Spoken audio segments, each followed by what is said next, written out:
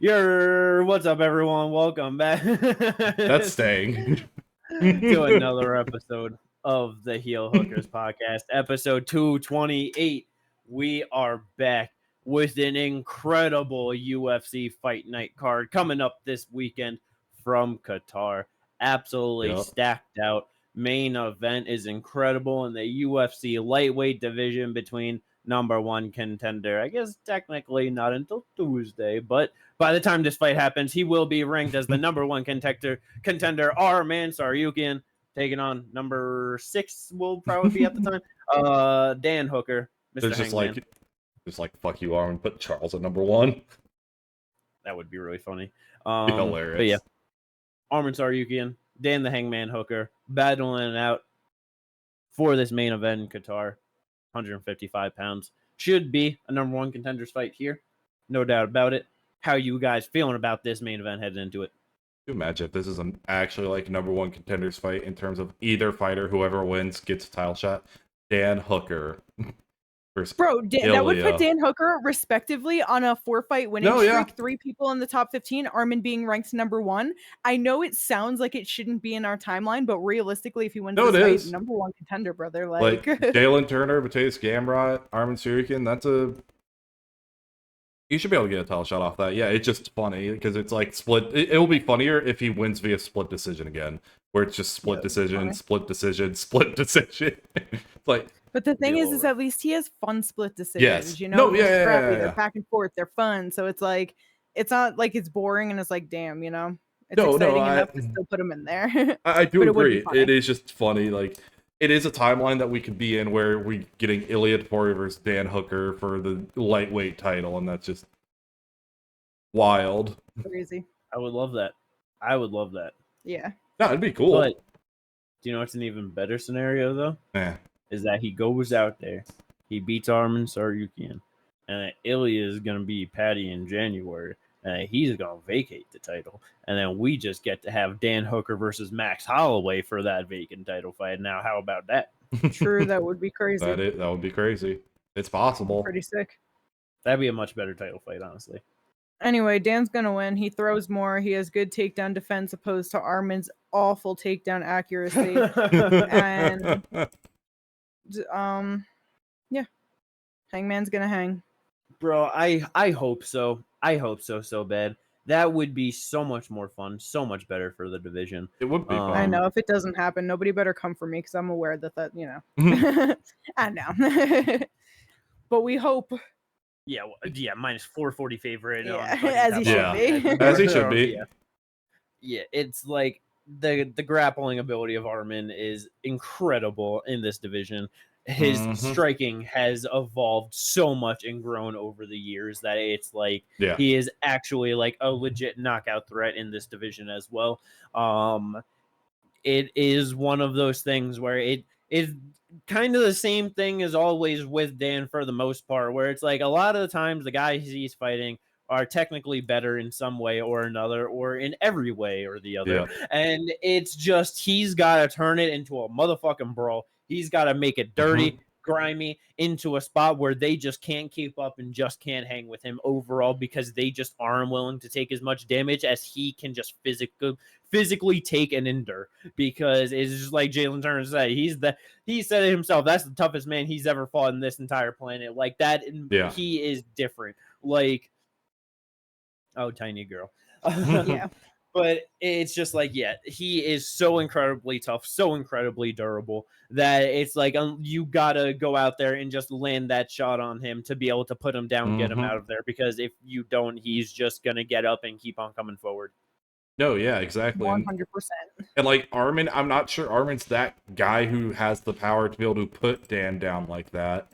Now, does he have this ability to put him onto the ground via takedowns? Yes. Is he going to be able to ground and pound him out of there? I doubt it. Could he submit him? Potentially, but he's not much of a submission guy. He is definitely more of a traditional wrestler, get you down, get a dominant position, ground and pound, and things of that nature. So, honestly, Hooker does really have a good shot at being able to win this fight just because of the aspect of if he's able to defend the takedowns. I think his striking he He is just one of the best at making things into a brawl when they do not have to be.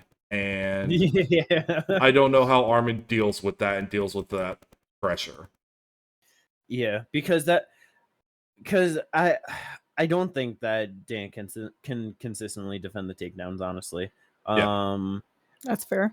Because that's just obviously been something that he has struggled with. And like even with the Gamrot fight, it's like he just did his thing of like, I'm gonna just throw up a choke on him every single time. And it's like Gamrot just kind of like not being the greatest fighter. It's like he just fucking goes in like shooting, you know what I mean? So it would just get caught so deep that it's like he would just panic and roll out of everything, you know, so that it's like it was just so effective that I feel like Arman is a much better grappler and way more comfortable that it's like I feel like would shoot a single or a double on Dan, and Dan's gonna throw up a ghillie or a ninja choke or something, and he's just gonna grab the legs, take him down, land in side control to where it's a position. Now it's like, okay, are you gonna hold that bullshit choke and I'm gonna Von Flu you, or are you just gonna waste energy, or you know what I mean? Like it's just gonna go into the natural progression of it.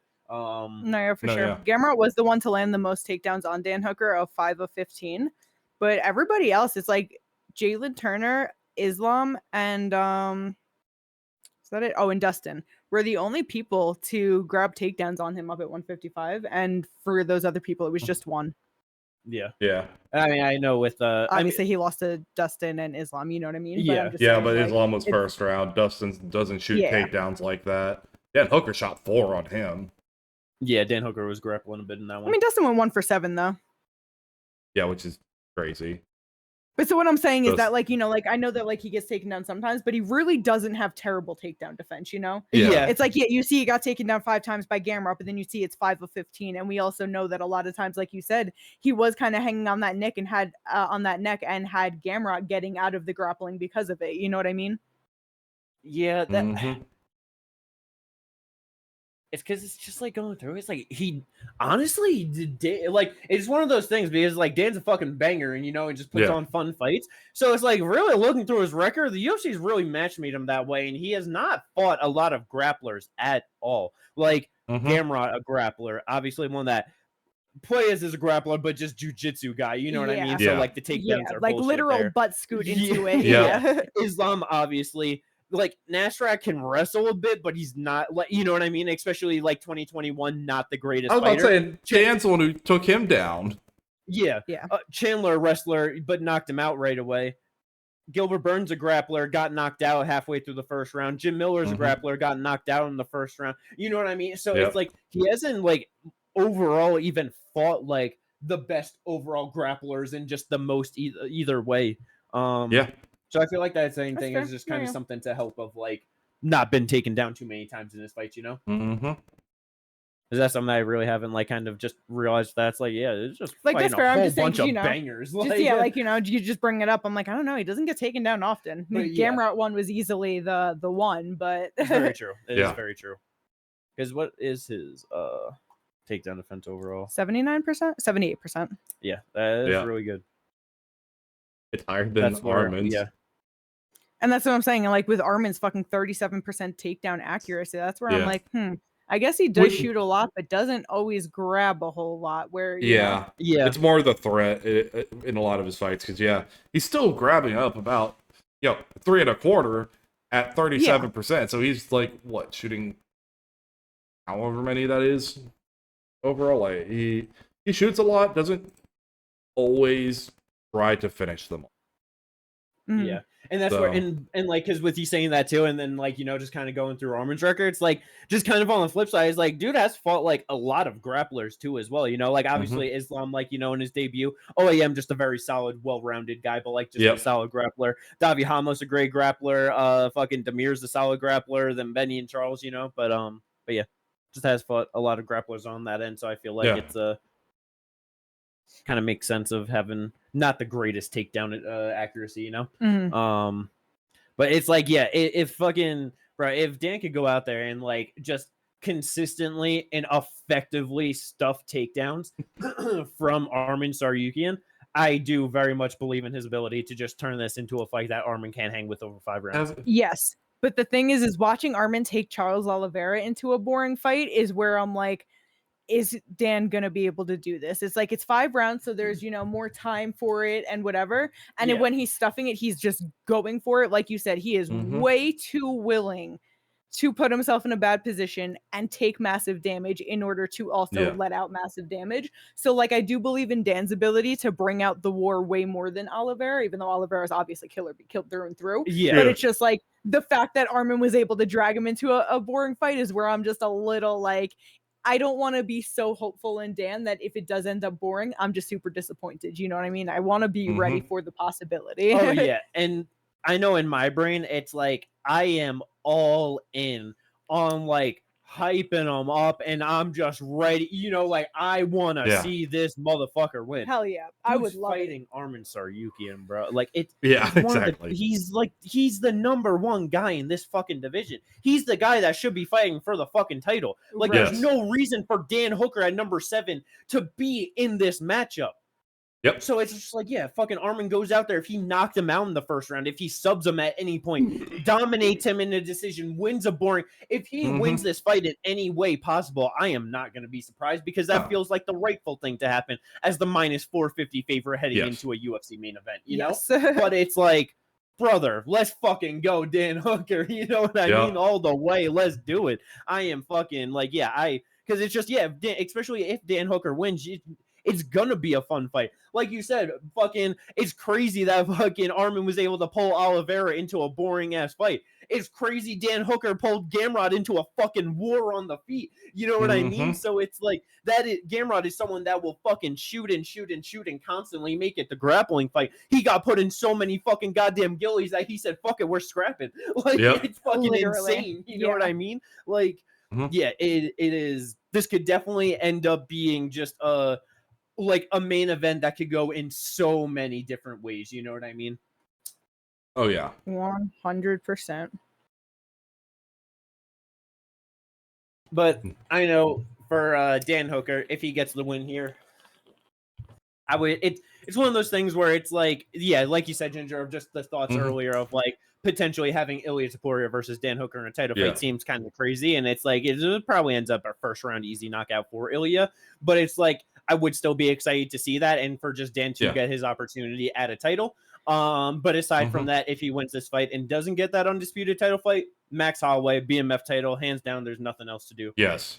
That's it. Yes. You're not giving him Ilia for whatever reason. You give him Maximus motherfucking Holloway, and we fucking just add the brain damage to both of them. You know what I mean? You just do it. You just do it.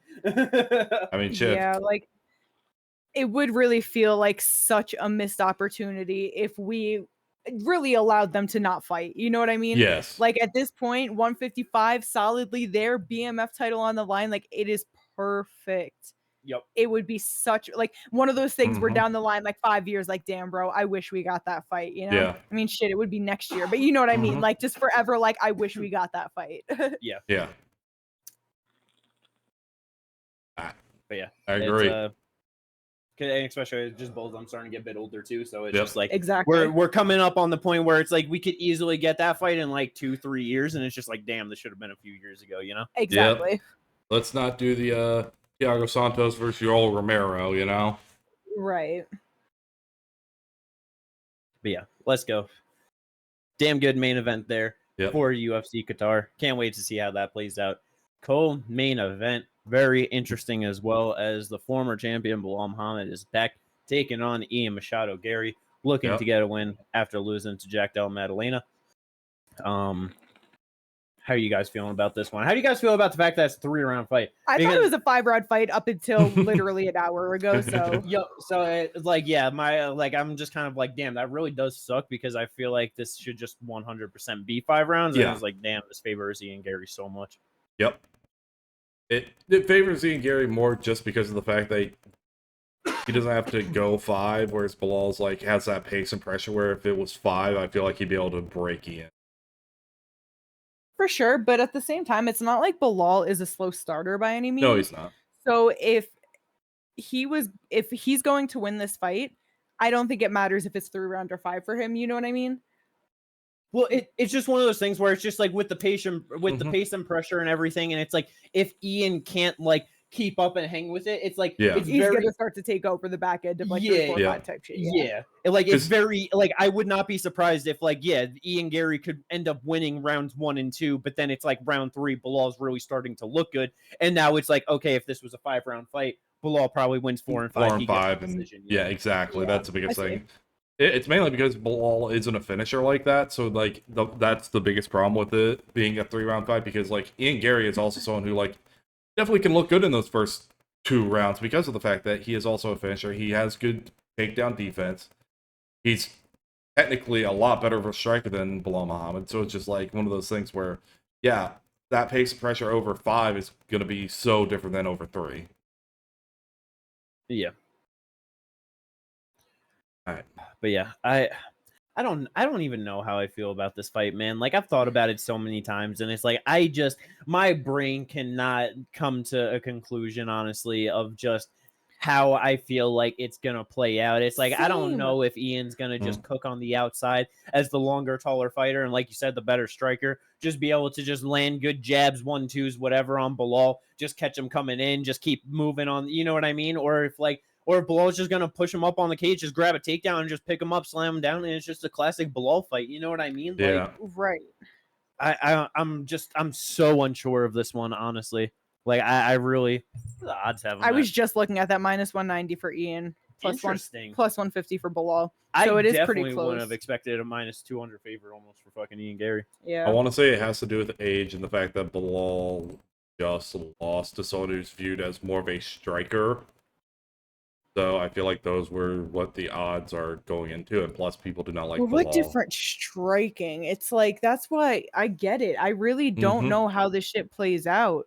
No, because it's like, Ian does not strike like Jack by any fucking means. No. He's gonna try to stay on the outside. He's gonna use his range. He's gonna try to keep this at his pace, and Belal's gonna try to push his pace, which is a much higher pressured fucking fight. And he's gonna try to grab the takedowns, like especially after losing to Jack and not really utilizing his grappling like that because he wanted to show off his hands, feeling that confidence as a champion. It's like he just lost his belt. He wants to get back there. He's going to go back to what wins him his fights. You know what I mean? Yeah. So it's like, obviously Leon and Ian are different fighters. I'm just comparing them for the sake of their builds of being like, just that taller, lanky type fighter. That is like, we watched fucking Belal. Easy fucking high crotches, just picking dude up and slamming the shit out of him. The only thing that's going to stop him from doing that is if Ian can stay out of the way, because he clearly has the strength and ability to do so, That's that type of takedown that there's not much you can fucking do about it. You know what I mean? Like, so I don't know. I think that I am maybe leaning Belal by like a smidge, but I'm not even sure that feels right to say. Like, I have no idea how I feel about this fight. I really don't either. It's one of those things where it could go, honestly, either way. Because Ian Garry could stay on the outside, just pepper him with shots, leg kicks, just 1-2s, and eventually either put Belal... He could finish Belal, or he could just cruise to a decision via leg kicks and a 1-2. Staying on the outside and just not letting Belal get on the inside. But I could also see Belal being able to push him up against the cage, via the pressure, take him down, and just being able to just ride out the rounds on top. Yeah. Because, like, it's just one of those things where it's like, obviously Ian Garry is very talented as a fighter overall.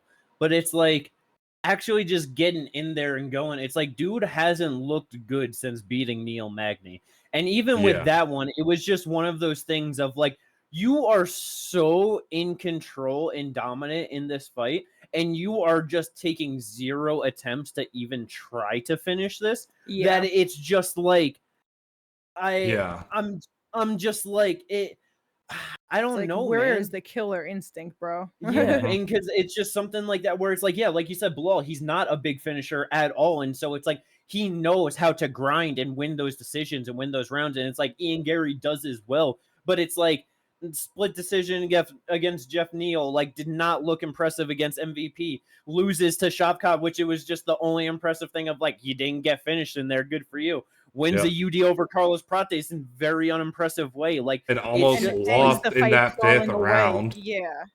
Like, it's just, because that's where it's like, yeah, I'm just kind of thinking it's like maybe like Ian should be the favorite and could win, but it's just I don't know, man. I feel like Belal is going to go out there. I don't give a shit if he's 37 years old. He's always been the older fighter in the division. He knows exactly what to do to win fights. And just with like the talking about like the comparisons to Leon, it's like obviously they are different fighters and like how they react to things and like, overall do things, but they still will both be the counter fighter. They still will both back up and put themselves on the cage. And if you fucking do that against Belal, you're playing right into his fucking game. And to your point, he's going to grab single legs. He's going to grab high crotches. He'll fucking grab a body lock and trip you. Like, he will fucking grab you and take you down and fucking keep on putting you in that position until you don't want to be there anymore.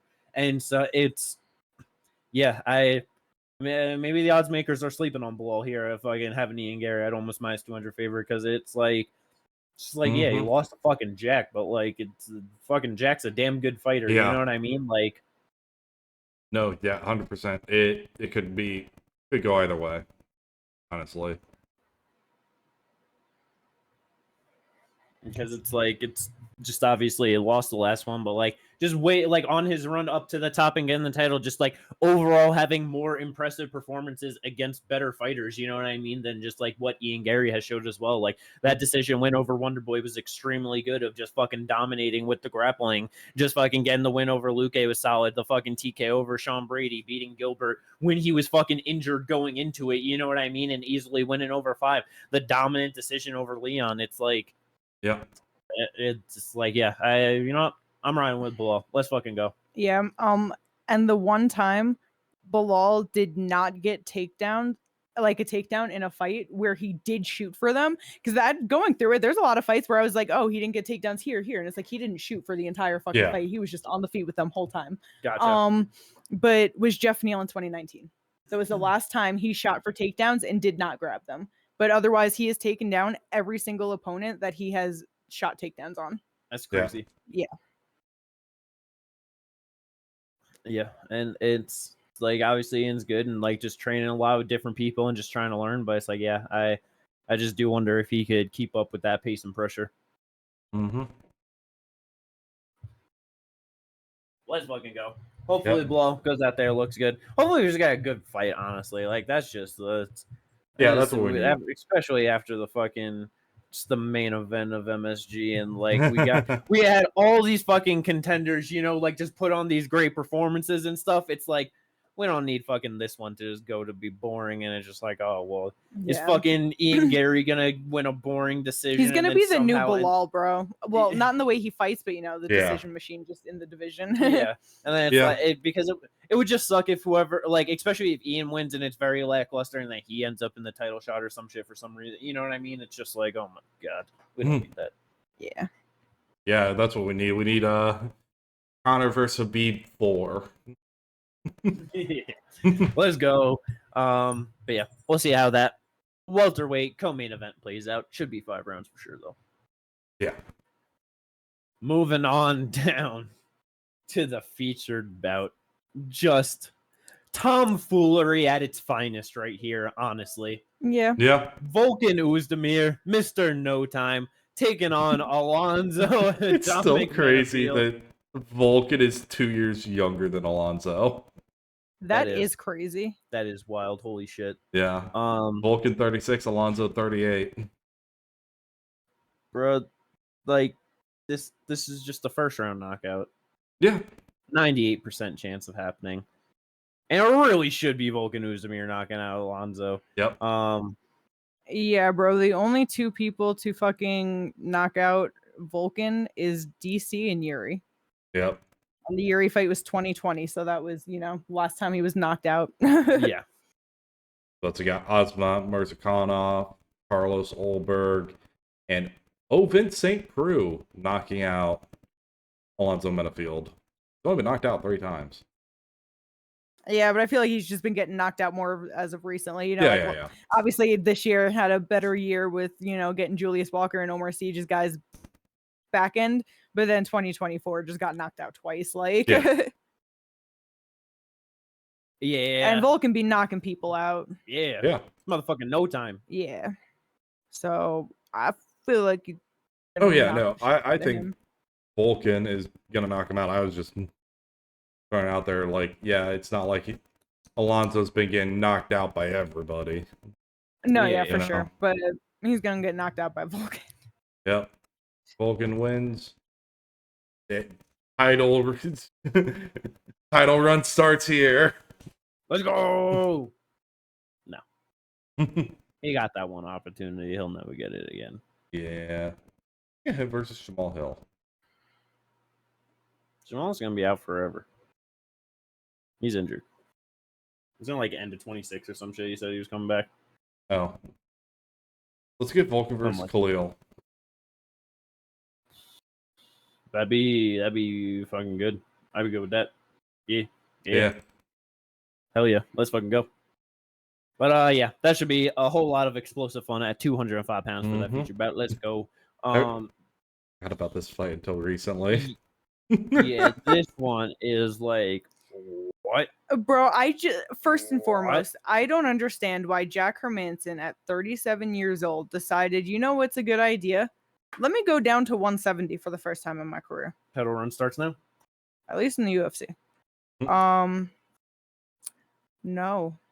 He's about to get knocked the fuck out by Myktybek Orolbai, who I guess officially is committing to 170 after missing weight multiple times at 155. He is 3-1 in the UFC, and it's like, yeah, his last two fights, catch weight 165, catch weight 160. Okay, he made weight for that one, and Euros Medic was actually at 170. So at 155, he is made weight once. Yeah. Terrible. Yeah. I don't think he's gonna knock him out. Myktybek's just gonna sub him. Maybe. I just feel like, I don't know. Obviously, the Tafik Kimura one, that was just like quick. But even with like Euros Medic, like in the second round, it's like if they was going after it, and then he was like, I gotta fucking sub this guy. You know what I mean? I just don't know if Jack hangs to even get to the point of being subbed. He has 14 wins, 6 knockouts, 6 subs, 2 decisions. Honestly, I could see either one happening. He could knock him down with a strike and then sub him, or he could take him down and then just like elbow him to death. Like, who? Yeah. I guess because for me, it's like I don't think he's gonna land. I mean, well, because it is one thing. Let's see how the fuck Jack looks on the scales and like how even you know what I mean. Because it's like he could just be a fucking soulless body in there. You know what I mean? By the time he actually gets to fight night.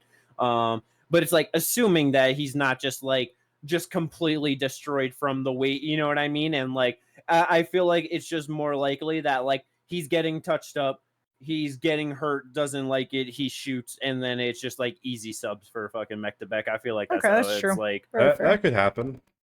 Because it's like, because I guess like you know with the Udos Medic, like you know how they were going. If like Jack is not going to strike like that, like he's going to be more forceful with the grappling, and so it's like I feel like it just ends up probably first round or something. But yeah, I can understand what you're saying, but it's also one of the situations where he could get hurt, and he goes for a takedown as Orolbai's throwing an uppercut. Not Orolbai timing the uppercut, but just throwing it because he was trying to go for, and then just getting knocked out from there. And then...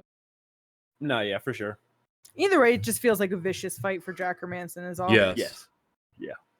It's like, why are you going down, and then why against Myktybek, man? Like, why against this particular opponent? Yeah, the real question. But hey, if my boy Mr. Jack was able to go out there and get done, that'd be a pretty good win for him. So let's see. Let's see if the old man could get it done at 170 pounds. Let's go! 10-year age difference. Holy shit. Yeah, it's crazy. 2 more fights on the main card, opposite ends of the men's division. First up, heavyweights. Big boy Serghei Spivac taking on Shamil Gaziev. I hope Spivac can get it done. I just feel like he's probably not. It's rough, man. Yeah, I wanted to believe in him, and like it seemed like he was doing a little bit better, but it just I don't know. He's not. He's still young. He's 30 years old in the heavyweight division. Yeah, it's been a real rough year. It has been. I just don't know how much better he's really gonna get. You know, it's like, and in a fight like this, I will say, Spivac, obviously he fucking pushes the shit out of the grappling. Shamil doesn't have great cardio either. Very true. So I definitely if there's not a first round finish, either sub or knockout on whatever end. Oh God, this is gonna be a really bad round 2 and 3 between the two of them. Probably. Really bad, and I don't know who ends up winning it, but yeah, I feel like Gazeev's probably gonna find that knockout on him. Honestly, yeah, I feel like he Probably. could probably find it in the second round, maybe. But even his fucking second round finishes, they come early, 56 seconds into the second round, 47 seconds, and 38 seconds. So he's hardly even got, you know what I mean? Gotten it in the second round. 6th minute. Basically, yeah. Yeah. Every other knockout comes in the first round. Also, the UFC, 3 of the submissions come in the first round, and then he does have 2 decisions. The UFC have been pushing this fight for Shamil. It's the 3rd time they've been booked together this year. True. Crazy. So Shamil by first round finish, or if he doesn't, then Serghei Spivac 3rd round sub. Let's go. And that's impossible. I hope so. Spivac is literally the same exact way of almost all of his fucking finishes come in the first round, and then he has 2 KOs in the second round, 2 subs in the second round. It's first round sub or KO for him, and it's first round knockout for Shamil. Maybe the first minute of the second, or a decision. Hey, he gets him later into the second round than Shamil gets his finishes. 314. Hey, I didn't. Yeah. 342. I'm just saying. I don't know. This feels like they're going to be fucking exhausted by the time they enter that second round. Probably. There's a chance. But yeah. Big ol' heavyweight, boys. Let's go. Hopefully we get some good fun there. Hopefully Serghei Spivac pulls out the win. That'd be nice. As a plus 140 dog. And then the first fight on the main card, the opener, flyweights in action. Mhm. Alex Perez is back taking on Asu Almabayev. This is probably going to be more than likely a heavy grappling affair. Yes. But I'm sure Alex Perez is going to try and stuff the takedowns of Asu, try and get the knockout on him, honestly. I feel like that's probably his best chance of getting it done. So a decision or sub win for Asu, or a knockout win for Perez? Probably. Or maybe he can get a decision. He could win a decision. It just depends on how well he's dealing with the grappling. Damn, it's crazy. Last time fucking Alex Perez won a decision was 2019. Damn. Bro's got 12 decision wins. Only 2 in the UFC though. I was about to say his last one was a knockout over Matheus Nicolau in 2024. Mm-hmm. Before that was 2020. Yep. Leg kicks, arm triangle choke, and then that decision in 2019. Beautiful. So yeah, that's it's not the most spectacular flyweight fight in the top 15, but it's something. Mm-hmm. Well, you know what? I will say though that Perez, obviously people have whatever type of regional scenes, but since being in the UFC, the only people to sub him are champs. Pantoja and Figgy, the only 2 people to do that. And then the KO loss against Tyro was the knee injury. Yeah. Who knocked him out? Benavidez. So, champs. So I wonder if Asu can get it done. Yeah. Oh, so that means Muhammad Mokaev never gonna be champ. Well, he got cut, brother. Of course he's not gonna be champ. If he was still in He's the UFC. not even a UFC fighter. Hey, they're talking apparently. He was in Vegas this weekend. Yeah. They're talking. We'll see. Hopefully he comes back. We need contenders. Let's go. That is the main card. Pretty damn solid overall. Hopefully it delivers with some good excitement. Let's just hope it doesn't end up being real grapple heavy and boring. Yeah. That's just kind of doing a real quick relook at that. I'm just like, man, we could really end up like a suit just grapple fucking Perez. Could be like Spivac just laying on top of Gaziev, or by grapple fucking Hermansson. Yeah. I don't think. Oezdemir Alonzo's round 1. I was gonna say that's like the saving grace of like you got there's gonna be violence. We're just gonna we'll be halfway through the like Hermansson Orolbai fight, just like we just need to get to Volkan Alonzo. We just need to get to Volkan Alonzo, and then Alonzo. But then that finishes in no time, and then it's Belal, Ian, and fucking Arman and. You all know it'd be funny. Alonzo goes in there and shoots a takedown immediately on Oezdemir. We're like, fuck. That would be awful. Well, let's go the prelims though. There's a lot of good shit on the prelims, honestly. Lots of good gems sprinkled throughout. What do you guys want to talk about first? Let's go. I mean, shit, the prelim headliner. I'm excited for Luke Riley making his UFC debut. Oh, yeah. Tell me about him. Why are you excited? Why should we be excited? Sorry. He's 11-0. He's had all of his fights in Cage Warriors. He's been super exciting through most of his fights. He gets a lot of knockouts, and that's, Bogdan Grad has also just been exciting fighter. He lost his last fight to Muhammad Naimav. He is only 1-1 in the UFC, but on Contender Series got knocked the fuck out by Tom Nolan, but then he went out to finish a couple people, had a really great fight with Michael Aswell, and you know what I mean? Yeah. Just a very exciting fighter for sure, through and through, wins and losses. Luke Riley gonna go out there and knock him out? I think so, honestly. That'd be awesome. Yeah.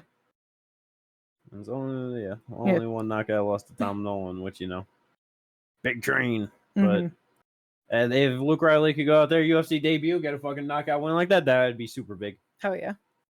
Yeah, I don't even remember when it would have been at this point, but I just know like years ago, it's like Cage Warrior, like just seeing him fight one day on a Cage Warriors card, it's like, oh, like he fucking looked good, and then just the promotional bump from them since then has just been insane. It feels like every fucking month I'm seeing multiple posts about Luke Riley from Cage Warriors, just like constantly putting him out there, which is just one of those things. It's just always good to see. You want to see that. But yeah, nice to see him actually again that UFC call, especially just as an undefeated fighter. 11-0. Yep. Yeah. And just another fighter to add to the 145 division. Let's see where he can go, because the rankings really do need new names. In a lot of these divisions, we are seeing it happen where it's like guys are getting older and just kind of moving out, and we need the people to replace them. So he maybe will be one, maybe he won't be. We'll see. Yes. Yeah. Let's go. Ginger, what you like on the prelims? What do you want to talk about next? What I want to talk about next, the return of Kyoji Horiguchi. Finally coming back. Finally healthy against Tagir Ulanbekov. This should be a really good fun fight. And again, need contenders at 125. Yeah, contenders right here. Horiguchi goes out, beats Tagir. Definitely going to start throwing him up into the division. Hell, they could be like, all right, cool, you beat Tagir. Here's the winner of Asu Alex Perez. And then bump him up into the top 10, get him one more fight, then he's fighting for the title. No, yeah, for sure. Yeah. Like, bruh, people don't know fucking Kyoji Horiguchi. Like, it is such a shame that, like, cause it's one of the, like, he's done just so much across fucking MMA. His first UFC run, he went 7-1 in the UFC. Like, his only loss being to Demetrius Johnson. Yep. But like, it's just one of those things where it's like, that was fucking like 2013 to 2016. So it's like, I know it goes way before that. And so it's just like a lot of like newer fans, like never seen him fight, like especially just watching UFC, not watching any Bellator Rise and whatever. Yeah. But it's like, this dude is 35 years old.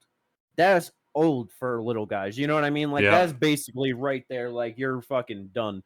And it's like, this dude hasn't lost in a little over 3.5 years. His last loss being a decision loss to fucking Patchy Mix. Like, and that, up at 135, and that was when Patchy was definitely doing good, because I know that doesn't sound great, but it's like before that lost to Sergio Perez, but it's like that was a come behind spinning back fist win. Like, Sergio needed to knock him out. He was losing that fight. It was just a desperation spinning back fist that he just got caught with. Right before that, knocks out Kaya Sakura in the first round. Yeah, and it's like since losing to Patchy Mix in April of 22, 6 fights, 5-0 and 1 no contest, getting 2 finishes in there. It's like this Avengers dude lost against Sergio. Yep. It's like 14-1 in Ryzen, 17-1 in UFC, 2-2 and 1 no contest. 7-1. Huh?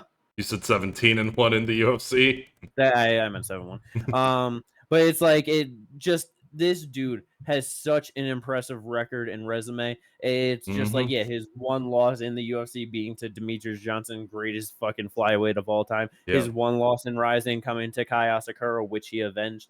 And then it's like, 2 losses in Bellator, and it's like avenged one of them against Sergio Pettis. Yeah. So it's like, and Patchy Mix the only other one that didn't avenge, but it's like a big 135er, and it's like Kyoji was like shouldn't have been fighting at 135 at all, you know? No, and Kyoji like also beating Manel Kopp and Ryzen back in 2017. Yeah. Like this dude has been so many good fighters, like from the start of his UFC run, like fucking Dustin Paige, fucking Luis Guadino, fucking Ali Baguatinov, fucking Manel Kopp, Ian McCall, I was about to say Hiromasa, Darren Caldwell again, Kaya Sakura, like I was about to say, I just realized he beats Tagir, Manel loses to Brandon. Do that immediately. Run that trilogy. Is that what that'd be 3? No, that'd be a rematch. They have not had. Okay, I didn't know. They've only had one fight. If it was Kai Asakura, it'd be a trilogy. Yeah. There we go. But just Kyoji, absolute monster. 34-5 overall in his MMA career. Minus 190 favor for Tagir is kind of wild. Tagir's about to get a fucking robbery of a decision back to back. I would be horrible. It's happening. You're probably right, honestly. I had that thought, like, as we were talking about it. Just I'm like, nah, Kyoji gonna finish him. Let's go. That's what he needs to do. Let's go. Second round finish. He's gonna sub him or knock him out. Let's go. Yep. But hell yeah, that should be a lot of good fun. Great shout out on that one. I know for me the next best one easily, Bekzat Almakhan taking on the brother of Ilia Topuria, Aleksandre Topuria. This should be so fucking good, man. Somebody's getting knocked the fuck out. Yeah. It's gonna end in a knockout. I can just Yeah. It's like I really don't know who. It's like Bekzat just has stupid power and he fucking goes for it. But Aleksandre really showed some great fucking boxing skills, just like Ilia. Like it just looking real fucking good in there in his UFC debut. I'm not exactly sure who I'm leaning towards on that one. Might be leaning towards Topuria, but I'm gonna lean Topuria, but like it's like 55-45 because it just takes one shot from either of these guys, I feel like, and they're going to go out. 100%. That's it. But yeah, I'm super excited for that one. So let's go. Any other ones on the prelims you guys want to talk about? Not really. Nicholas Dalby back, so that's cool, I guess. True. Nicholas Dalby's back. Shamrock, he's the one who is Patty's teammate, correct? Probably. I believe so. He's English. Oh, wait, no, he's fighting out of Ireland. Born in Liverpool. Born in Liverpool, though. Who knows? Yeah, I don't know. I do not remember that particularly, honestly. Yes, his primary is out of Next Generation MMA Liverpool, which is where Patty trains out of. Gotcha. I knew there was someone who was coming in who was Patty's teammate, and it's Shem. Gotcha. Very nice. Well, hopefully he does good. That'd be cool to see. Yep. Also at 155. True. Let's go. Take on Orolbai. Undefeated fighter right then. So see how that one plays out. We're supposed to have Felipe Lima on this card. He was gonna fight Daniel Marcos, but that Daniel Marcos ended up fighting Miles Johns. Yeah. Lima withdrew, so then they bugged him against. Yeah.